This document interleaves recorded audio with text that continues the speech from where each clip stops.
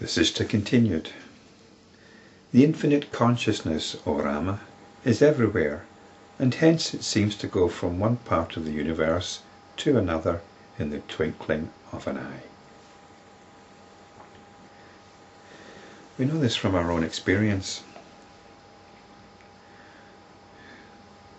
The infinite consciousness is our attention. The attention can go anywhere. That's actually the problem. It's always going somewhere. It can go somewhere out there, or perhaps it's caught up with a sensation in the body, or perhaps it's caught up in the imagination, in some wild fantasy. So the attention can go anywhere. You might think I'm describing the infinite consciousness here as the attention, and that this is all a little disappointing and prosaic. But what we're not appreciating is the nature of the attention. It is the infinite consciousness, and we're constantly fighting to ignore this fact. So the infinite consciousness, it can go anywhere in the twinkling of an eye. This is the nature of the attention.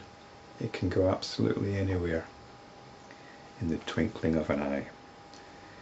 Whatever be the activity you are engaged in, remain established in the unconditioned self. So there are times we need to use the attention. The attention needs to be focused on a particular task. But most of the time, our attention is being hijacked. We're either letting it be hijacked, or we're wanting it to be hijacked. We're looking for distraction. And sometimes we get a little bit uncomfortable when there's nothing to distract us. And that's what we have to look into. If we really appreciated the nature of the attention, then we wouldn't be looking for distraction. We'd be quite happy to rest in that nature, to remain established in the unconditioned self. So the unconditioned self is the unhijacked attention. It's when the attention is resting in its own nature. The characteristic of ignorance is that it is not found on inquiry or investigation. If it can be seen or observed, then it will become knowledge. When thus ignorance does not exist, then surely there is no division in consciousness. We can talk in terms of ignorance and enlightenment. That's a traditional way of talking about it. But really, what we've got is the attention, and the attention can either rest in itself or it can be hijacked. We can bring it back to itself through inquiry. And what inquiry tells us is we don't need to let it be hijacked. I think this is a better way of looking at it rather than in terms of ignorance.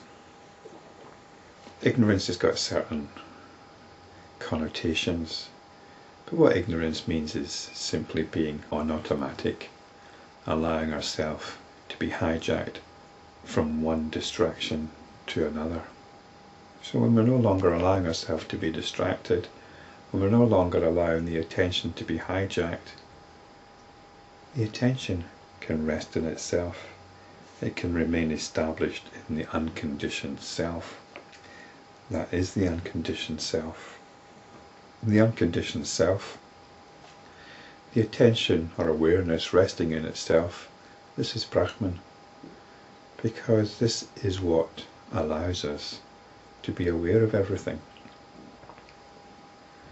Actually, it's the only reality. When you are established in the unconditioned self, and if you're properly appreciating it, then you realize that this is reality.